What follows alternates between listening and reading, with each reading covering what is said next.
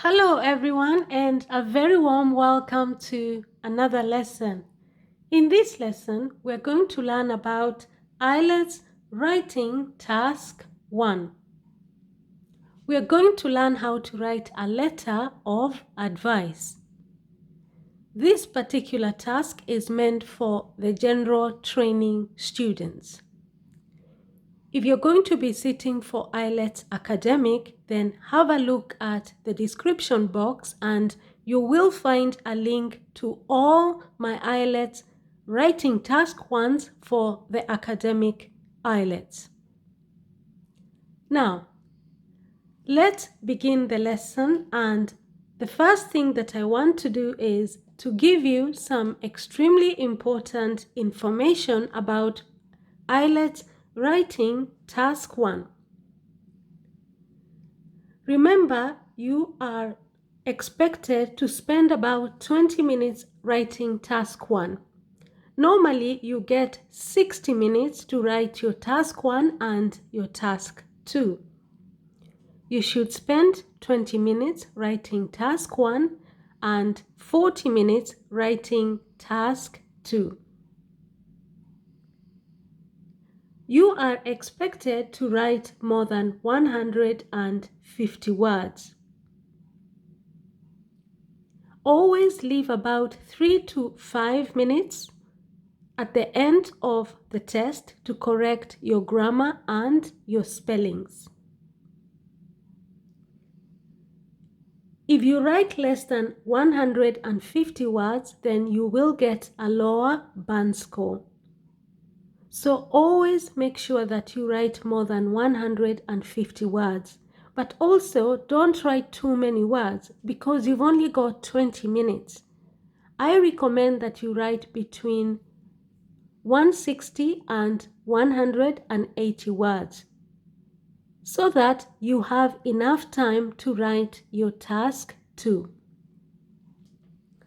Now that I've given you some important information about writing task 1, let's look at the question together. The first step is to read the question and make sure that you understand the question. But you also need to read the question and identify the 3 points that IELTS wants you to include in your letter. Let's read the question together. A friend has written to you asking for advice about a problem at work. It is a friend, so this is going to be a friendly letter. Your friend has a problem at work and they have written to you to ask for some advice. You have had a similar problem in the past. So the problem that your friend has now at work, you have had a problem that is exactly the same like what your friend is going through. Similar means the same. Write a letter to your friend.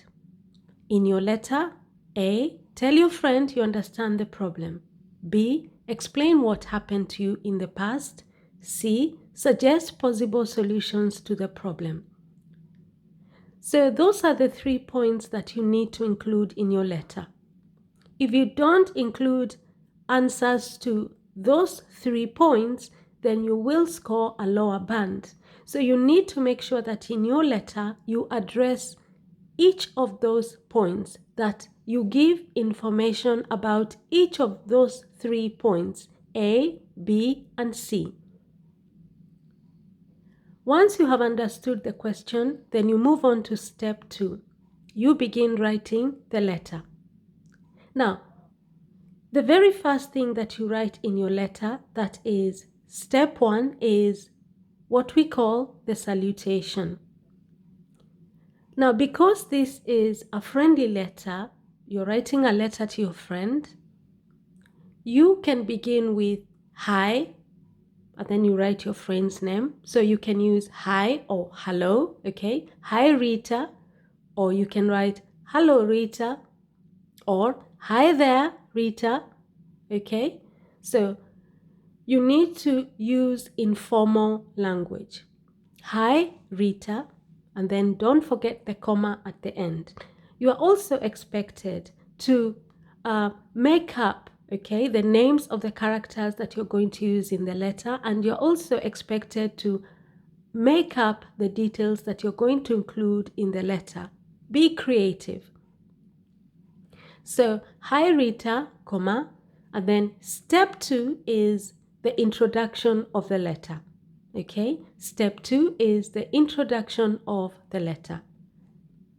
We're going to start with, how are you doing? Okay, this is a friendly letter, so it's polite to ask your friend how he or she is doing. So, how are you doing? I hope that this letter finds you well. Okay, I hope that this letter finds you well. That is a standard way of beginning a friendly letter. Okay, how are you doing? Question mark. I hope that this letter finds you well. You can always use that even when you're sending your friends emails. Okay. Now, after that, you move on to step 3. In step 3, we have to make sure that we address the first point that IELTS wants us to include in the letter, and that is, in your letter A, tell your friend you understand the problem. Tell your friend that you understand the problem. So we begin paragraph 3 or step 3.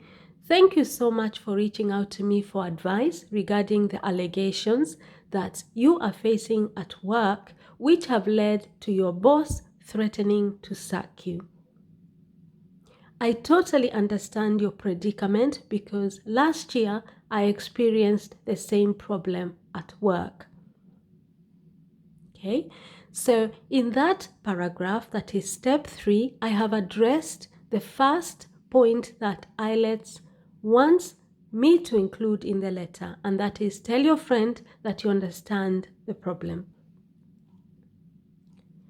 Thank you so much for reaching out. Now, to reach out to someone is to basically contact them. To reach out, okay? To reach out to someone is to contact them.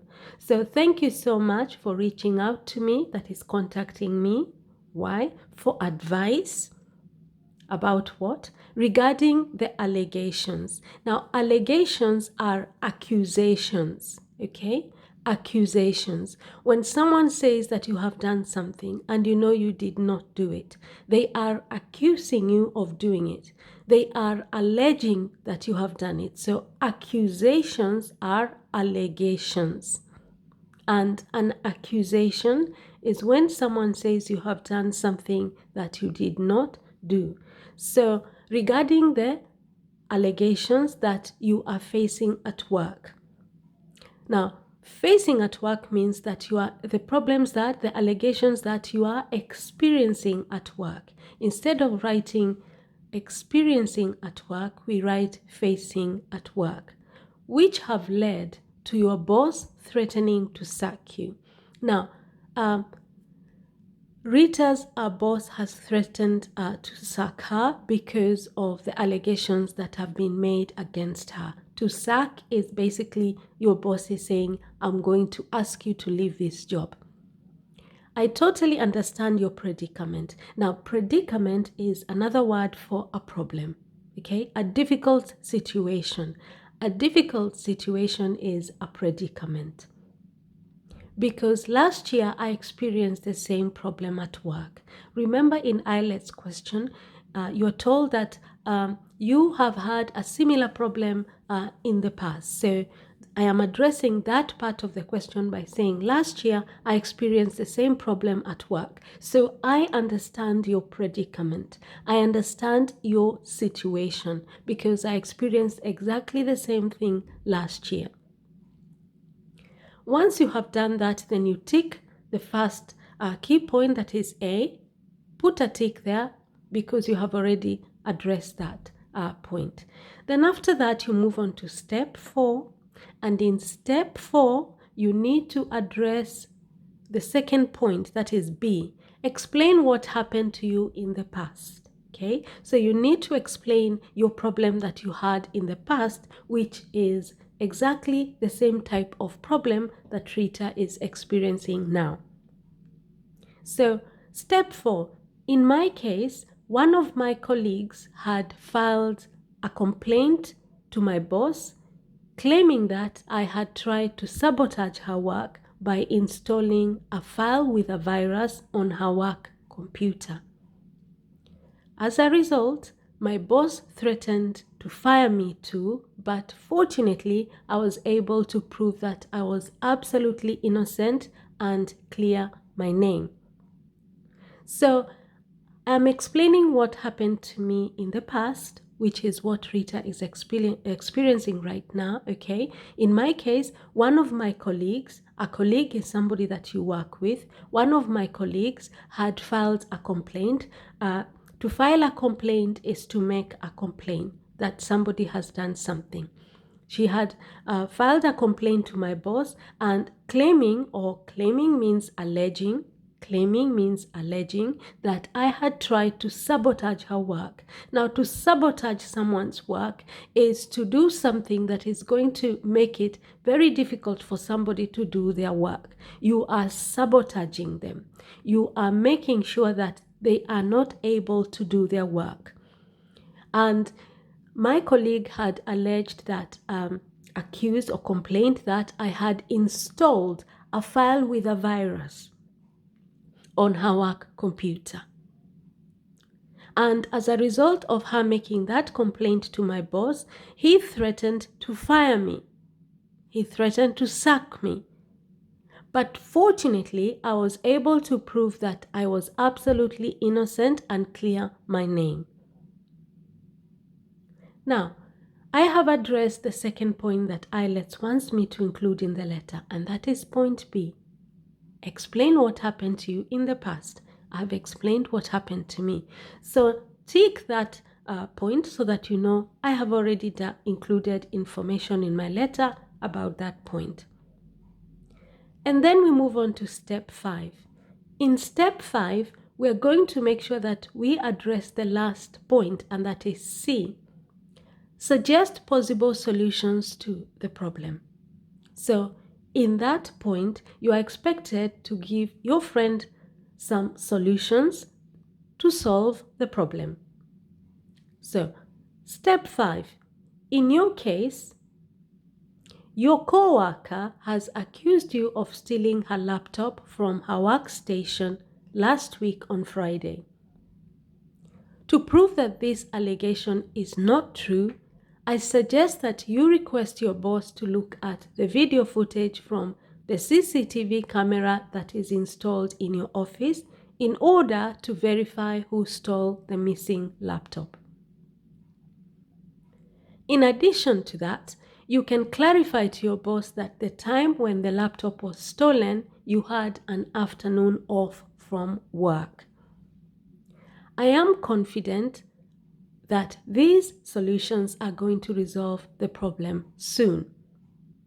So in that step 5, I have addressed the last point that IELTS wants me to include in the letter, and that is C. Suggest possible solutions. Remember, it's not solution. Solution is one. It is solutions. So you need to write more than one suggestion. Okay, be very careful with that. It is solutions. So you need to write more than one suggestion to the problem. So in that step 5, I have given Rita some suggestions to solve the problem. In her case, her co-worker, that is her colleague, has complained that she stole her laptop from her workstation last week on Friday. So I'm giving her a suggestion to help solve that problem, to prove that this allegation, an allegation is an accusation. To prove that this allegation is not true, I suggest that she requests her boss to look at the video footage from the CCTV camera that is installed in their office. Because when they look at the video footage from the CCTV camera, they will be able to verify. To verify is to confirm Who stole the missing laptop? Now, I'm also giving her another suggestion. In addition to doing that, I suggested that she clarifies to her boss. To clarify is to explain, okay? To clarify to her boss that the time when the laptop was stolen, that is when the laptop went missing, Rita had an afternoon off. To have an afternoon off from work means that you are not at work that particular afternoon. You have an off. You are not at work. I'm confident that these solutions are going to resolve the problem soon. So I have addressed the last point, that is point C, so I'm going to tick it. And now I'm confident that I'm going to score a good band, a high band, because I have already addressed all the points that IELTS wants me to include, all the 3 points. After that, then you move on to step 6. Step 6 is the conclusion of the letter. Remember between the steps to leave a line, okay? Step 6 is the conclusion of the letter. Take care and let me know how things go. So take care and let me know how things go. And then after that, I move on to step 7, and step 7 is signing off of the letter. And because this is a friendly letter, I sign off using love, comma, and then step 8, you write your first name, Jade. Okay, you don't need to don't write your full name, just write your first name, because this is an informal letter. This is a friendly letter to your friend. Okay, so that's exactly how you're supposed to approach this question. The main thing to remember is step 1, begin with the salutation. It's a friendly letter, so use hi. Write the name of your friend, use a comma. Step 2 is the introduction of the letter. What I have there is a standard way of beginning a friendly letter. How are you doing? I hope this letter finds you well. Then step 3, address the first point, A. Tell your friend you understand the problem. Step 4, address the second point, B. Explain what happened to you in the past. Step 5, address the third point, that is C. Suggest possible solutions to the problem. Step 6, write the conclusion of the letter. Step 7, sign off the letter. And step 8, write your first name. The other thing that is important to remember is make sure you use the correct tense. Make sure that you use the correct tense. So have a look at all the verbs that I have used in this letter so that you can know which tense you should use in the letter. And obviously, leave 3 to 5 minutes at the end to cross-check your letter, correct your mistakes, correct your spellings, correct your grammar mistakes, and you should be confident that you're going to score a high band if you do all of those things. Now, if you found this lesson helpful at all, please give the video a thumbs up. It really encourages me to keep uploading more videos. So just give the video a thumbs up, please. Share the video with somebody else so that other people can also benefit from the video. It is very discouraging for me when I upload a video and I don't have many people viewing the video. It makes me feel like nobody wants to watch my videos. So encourage me by giving the thumbs up and sharing the video with other people so that they can also watch the video, and subscribe to the channel, and don't forget to turn your notification bell on so that you know when I upload a new video.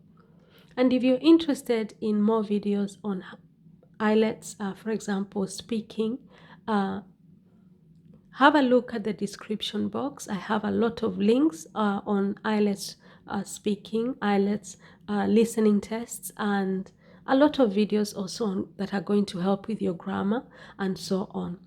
Now, thank you very much, everyone, and I shall see you in our next video. Bye bye.